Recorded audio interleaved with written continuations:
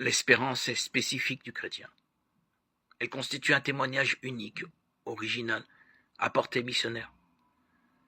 Pour cela, il importe bien entendu que le chrétien vive en communauté de destin avec ses frères. Il est en effet trop facile d'espérer au milieu des malades lorsqu'on est bien portant, au milieu de pauvres quand on est riche. Mais cela n'est plus qu'une fausse espérance, qui n'a rien à voir avec celle que le Christ entend déposer en nos cœurs.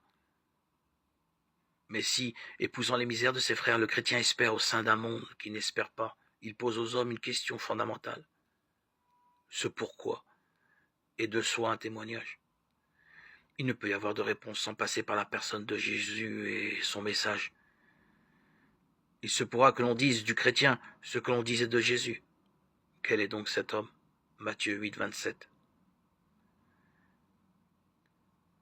Homme de la miséricorde, du dialogue, de l'espérance, tel est le disciple de Jésus.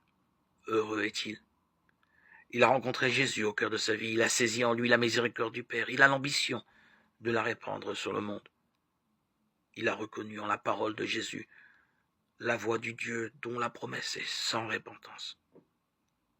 Quiconque écoute ces paroles que je viens de dire et les met en pratique, il en sera de lui comme d'un homme avisé qui a bâti sa maison sur le roc.